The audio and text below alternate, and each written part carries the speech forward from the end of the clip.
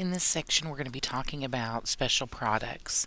And the very first special product that we're going to talk about, a lot of times textbooks and people make things sound like that it's something, that's very complicated, when in reality it's not that bad. Like, for instance, let's look at this problem here. We have 9x squared plus 48xy plus 64y squared. Now, let's not even look at any of our, directions or hints or anything like that. All we have to do is factor this.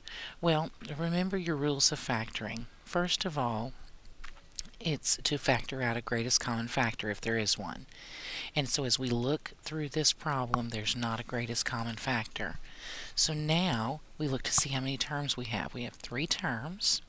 So for 3 terms, if you'll remember, we have 2 different possibilities. You can either factor by trial and error, just throwing down your parentheses and trying something, or you can do the product sum method. Now, either one of those would work in this case.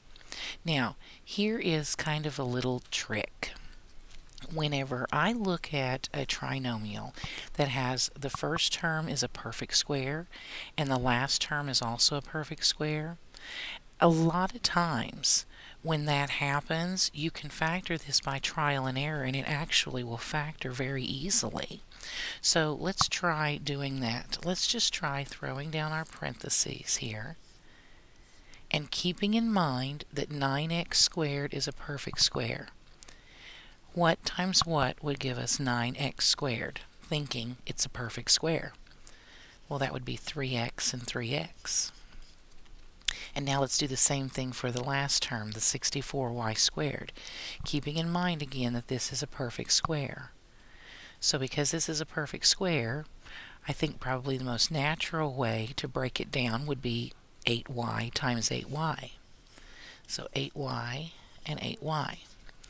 Now, because of this sign, we know that they have to both be the same, because that's the only way 8y times 8y would give us a positive, is if they're either both positive or both negative. And because our middle sign is positive, then that tells us that we have to have all positives in here. Now, let's just double check that. We know that the first terms work out, and we know the last terms work out. So really the only thing we have to worry about double checking is the middle term. Well, remember, your middle term comes from multiplying and then adding those inner and outer terms. So 8y times 3x would be 24xy, and 3x times 8y would be 24xy.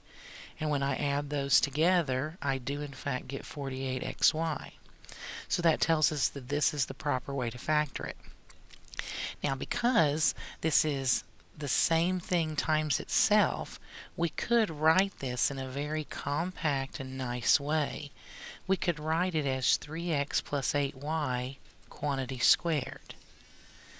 This is a perfect square trinomial, is what the technical term for it is. Perfect square trinomial. Write that out for you there.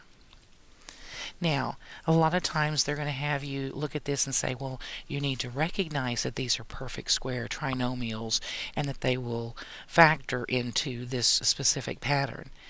But a lot of times that's more stuff for you to have to try to remember. Sometimes it's easier just to go with what we know. We already know that when we factor, the first thing we do is factor out the GCF, and then we look to see how many terms we have. Sometimes sticking with that same procedure will really help in the end.